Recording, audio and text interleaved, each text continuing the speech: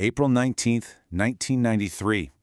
For 51 long days, the whole country was watching this tense standoff between federal agents and the Branch Davidians. So today, we're going to break down the final, tragic 6 hours of the Waco siege, and we're really going to focus on how a building designed to be a fortress ended up becoming a tomb.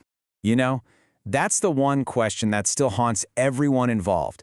Investigators, survivors, the public, even decades later. And to even get close to an answer, you have to look at more than just the people. You have to look at the building they called home. Okay, so let's set the stage here. It all started with a deadly raid back on February 28th. After that, this really tense waiting game began. But by day 51, you could tell patience had completely run out.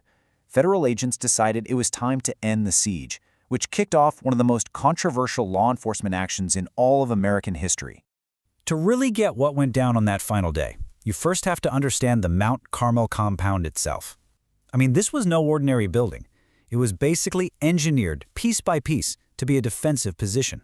The people inside had turned their home into what you can only call an impenetrable fortress. Seriously, every single design choice was made with defense and self-sufficiency in mind. The goal was to make any kind of outside attack incredibly difficult, if not impossible. I mean, just look at this list. It shows you just how prepared they were for a long haul. This wasn't just a house, it was its own self-contained world. You've got fortified perimeters, windows blacked out so no one could see in, tactical vantage points, plus their own water, their own food, and even underground bunkers.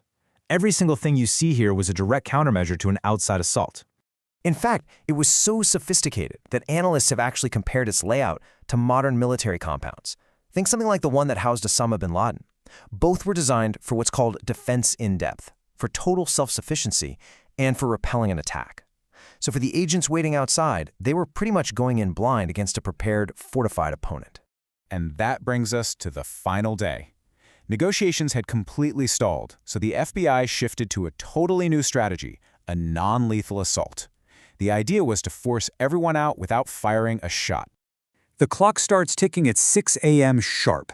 That's when these heavily armored combat engineering vehicles, we're basically talking about military-grade bulldozers, start moving toward the compound. Now, let's be clear about their mission. It wasn't to level the building. It was to surgically create openings to pump in tear gas.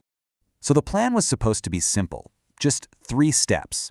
First, use those big armored vehicles to punch holes in the walls.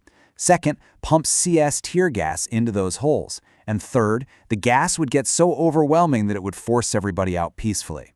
That was the idea, anyway. But the plan had a massive, fatal flaw. It just completely underestimated the building it was up against. See, the compound was a maze of hallways, which meant the gas couldn't spread the way it was supposed to. And on top of that, the residents were ready for it. They had gas masks. The fortress was working exactly as it was designed to. For 6 long hours, those armored vehicles just kept punching holes and pumping in gas, but with very little effect. And then, just after noon, the whole situation spiraled into absolute chaos.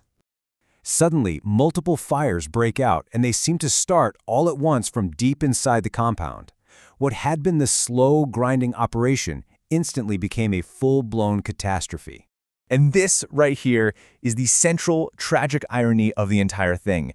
The very fortress that was built to protect the Branch Davidians became their trap. So how on earth did the fire spread so fast? Well, it was a perfect storm of factors. The building was mostly made of wood, for one. Then you had these powerful Texas winds that were just acting like a giant bellows, fanning the flames. And the craziest irony? The very holes the FBI punched in the walls to let gas in created a chimney effect, pulling the fire and smoke through the entire building with terrifying speed. Inside, the place just became a death trap.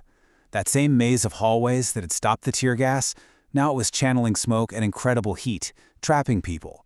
People have compared it to the deadly tunnel systems in Vietnam, another defensive design that could turn on you in an instant.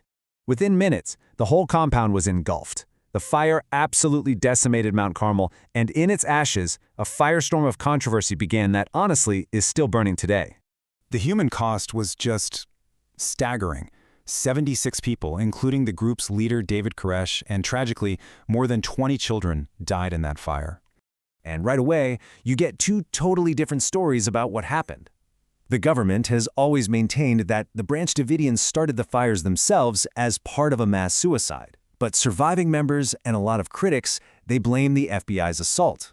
They claim that the tear gas canisters were flammable, or that the armored vehicles themselves somehow sparked the blaze. And what makes this even harder to sort out is that the key evidence, well, it was gone. Within a year, the site was completely demolished.